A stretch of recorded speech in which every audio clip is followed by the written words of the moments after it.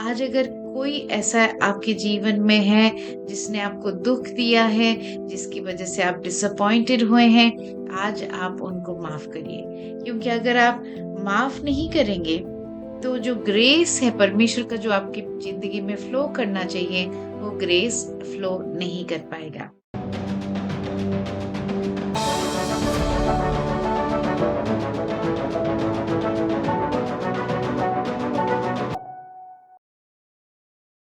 Victorious living के एक और एपिसोड में आपका स्वागत है। आजकल हम फेथ के बारे में बात करने जा रहे हैं। लास्ट टाइम हमने डिस्कस किया कि कैसे हम फेथ की फेथ का सहायता लेके इस दुनिया के चैलेंजेस से ओवरकम करेंगे। आज भी हम कुछ और फेथ के बारे में ही बात करने जा रहे हैं। चलिए आगे बढ़ने से पहले हम प्रार्थना करते हैं। परमेश्वर पिता, हम धन्यवाद देते हैं कि आप हमारे बीच मौजूद हैं। पवित्र आत्मा, हम आपका वेलकम करते हैं। आइए हमसे बातचीत करिए ताकि हम आपकी आवाज़ को सुन सकें।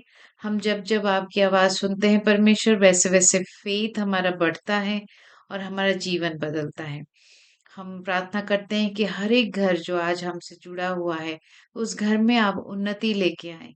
परमेश्वर पिता, हम धन्यवाद करते हैं कि आपने हमारे लिए सिर्फ़ और सिर्फ़ अच्छे प्लानिंग्स रखे हैं परमेश्वर। मैं धन्यवाद देती हूँ कि आज आप वचन से हमसे बातें करेंगे और मेरी आवाज़ से बढ़कर, मेरी आवाज़ के बियॉन्ड आपकी आवाज़ आपके बच्चों तक पहुँचेगी। यीशु के नाम से हम प्रार्थना करते हैं, सुने और कबूल करिए।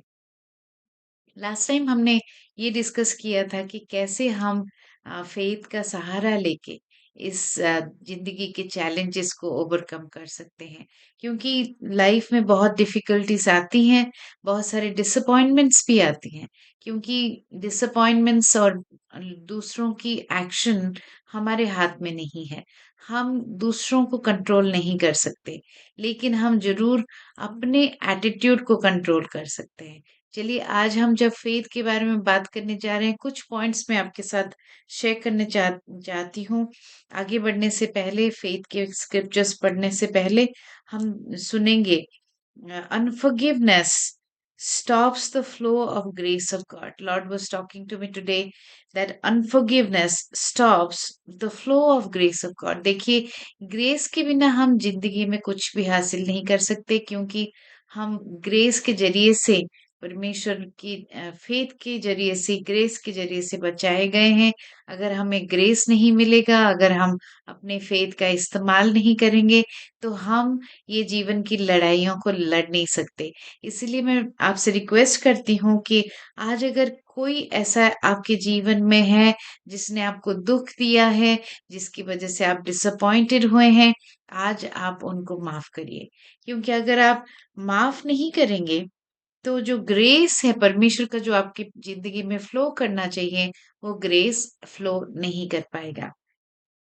Second point, all offences are pride based. परमेश्वर मुझसे बात कर रहे थे कि जितने भी सारे ऑफेंसेस हम लेते हैं, उसके पीछे कहीं ना कहीं प्राइड वजह रहती है। यानी कि जब हम सोचते हैं कि ऐसा उसने मेरे साथ क्यों किया या कैसे कर सकता है, मैं आपसे ये बताना चाहती हूँ, रिमाइंड करना चाहती हूँ अपने आप को भी, आपको भी।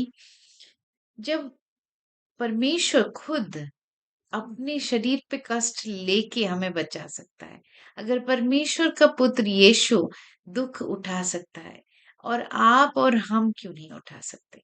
जैसे परमेश्वर खुद अगर ह्यूमिलिएट हो सकता है, फिर भी उसने क्रूस पे अपना बलिदान दिया। उसने अपना प्रोजेक्ट को कंप्लीट किया, यीशु ने अपने प्रोजेक्ट को कंप्लीट किया। वो गिव अप नहीं किया उसने, तो हम क्यों गिव अप करें? All offences are pride based. So अगर आपको चोट पहुंची है, आप अपने आप से ये सवाल जरूर पूछें कि आखिर मैं अपसेट क्यों हूँ? यस, ये सवाल आप आज अपने आप से पूछिए। कई बार मुझे जब गुस्सा आता है या फिर मैं स्ट्रगल कर रही हूँ कि माफ नहीं कर पा रही हूँ, किसी ने कुछ ऐसा किया जो मेरी उम्मीद से बाहर थी, तो मैं बैठ के सोचती हूँ कि आखिर मैं ऑफेंडेड क्यों हूँ? आखिर मुझे इतनी तकलीफ क्यों हो रही है?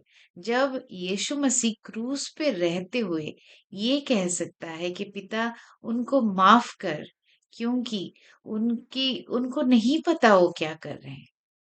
अगर यीशु मसीह ये कह सकते हैं, जब उनकी शरीर से एक-एक कतरा लहू बह रहा है और वो माफ कर सकते हैं, तो आप और हम क्यों नहीं माफ कर सकते?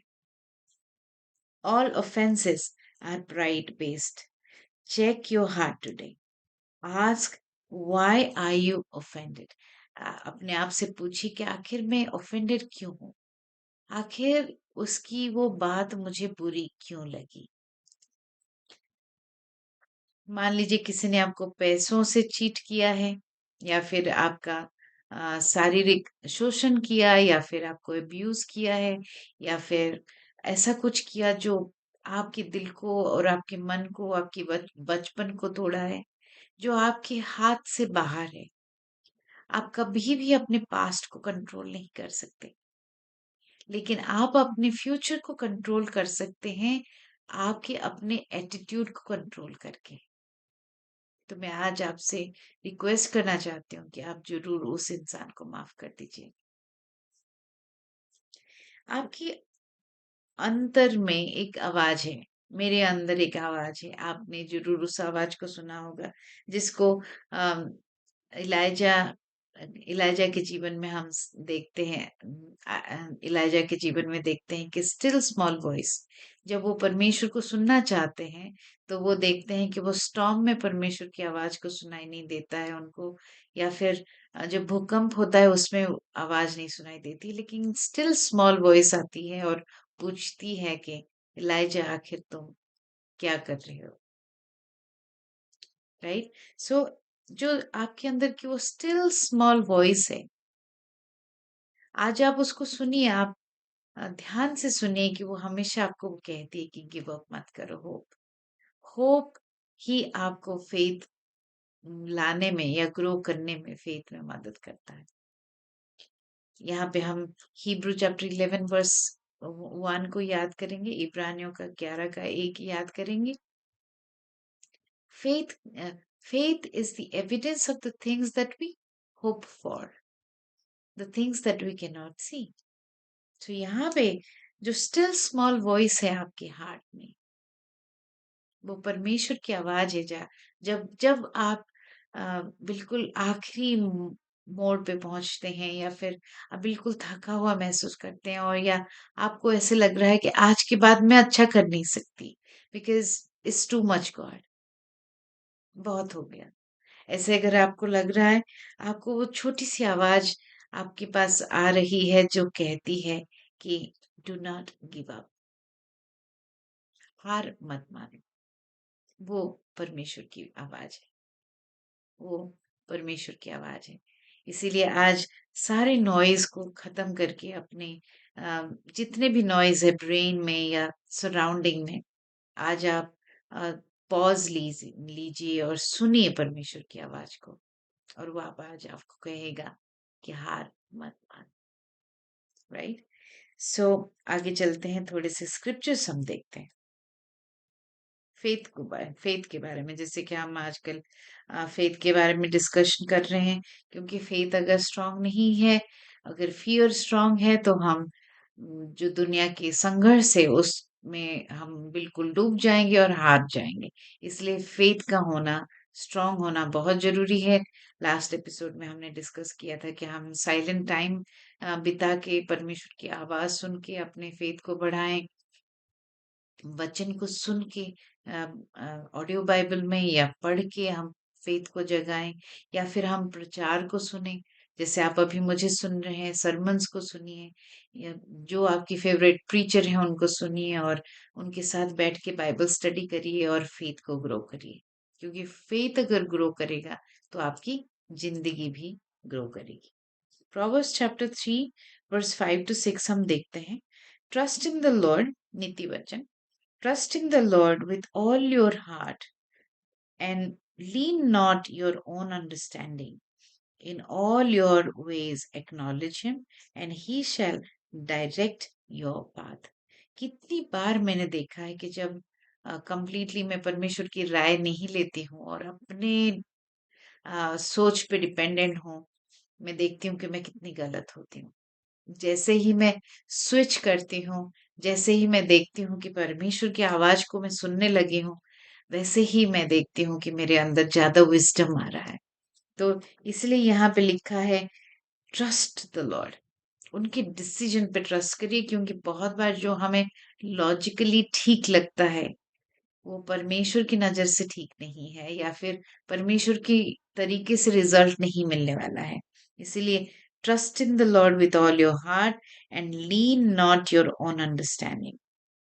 जो कुछ भी आप कर रहे हैं उसमें परमेश्वर को एक्नॉलेज कीजिए, यानी कि परमेश्वर को उसमें इन्वॉल्व करिए। Then he will make your path straight, he will direct your path.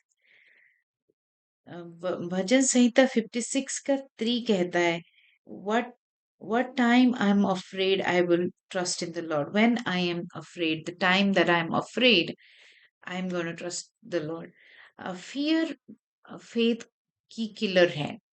Fear को अगर आप बढ़ा रहे हैं, या फिर अ, कोई सर्कमस्टेंस आपको फियर को बढ़ा रहा है, मतलब आप एनिमी की आवाज को ज्यादा सुन रहे हैं और आपका फियर बढ़ रहा है, और जैसे जैसे फियर बढ़ता है वैसे वैसे फेथ कंटामिनेट होता है और खत्म होने लग जाता है।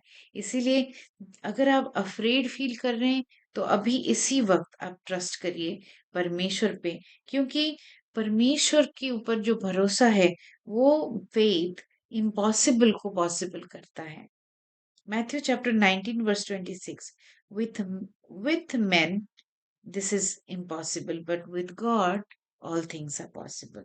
Mark 11:24, what things soever you desire when you pray, believe that you receive them and you shall have them. आज मैं आपको रिक्वेस्ट करती हूँ कि जब जब आप प्रेयर करेंगे तब तब आप परमेश्वर की सुपरनैचुरल एबिलिटी पे भरोसा करिए। आप मत सोचिए कि कैसे परमेश्वर इसको सक्सेसफुल बनाने वाला है। Leave the process the way to him, leave the process to him. Your job, my job is to believe that he can do it. कैसे वो इसको हासिल करेगा? जो आपने प्रार्थना किया है वो बिल्कुल परमेश्वर पे छोड़ दीजिए। वो परमेश्वर का काम है, वो फिगर आउट करेगा कि वो उसको कैसे ठीक करेगा, वो कैसे उसको अम, अंजाम देगा। हमारा जॉब है उसकी आवाज को सुनना और उसको बिलीव करना। Second Corinthians chapter 5 verse 7 says, we walk by faith, not by sight. Second Corinthians chapter 5 verse 7। दूसरा कोरिन्थियन का 5 का 7 ये कहता है, we walk by faith, not by sight। जो दिखाई देता है, देखने के बाद बिलीव करना दुनिया चाहती है। दुनिया चाहती है कि पहले सब कुछ उसको दिखाई दे, उसके बाद वो बिलीव करे। उसको परफेक्ट, दुनिया को परफेक्ट पिच चाहिए, दुनिया को परफेक्ट प्रेजेंटेशन चाहिए, उसके बाद दुनिया बिलीव करती है। लेकिन परमेश्वर कहता है कि तू पहले बिलीव कर, मैं अंजाम दूंगा। तू पहले बिलीव कर, मैं अंजाम दूंगा। सो आज मैं रिक्वेस्ट करती हूँ कि आप you walk by faith not by sight. पर अगर सब कुछ परमेश्वर एडवांस में हमें एक्सप्लेन कर देगा तो फिर वॉक बाय फेथ या विश्वास की जर्नी कैसे हम कहेंगे उसको? हम तो उसको फिर लॉजिकल जर्नी कहेंगे, राइट? अगर सब कुछ परमेश्वर एडवांस में आपको समझाएगा, फिर अगर आपको ठीक लगे आप चलेंगे, तो यहाँ पे विश्वास कहाँ है?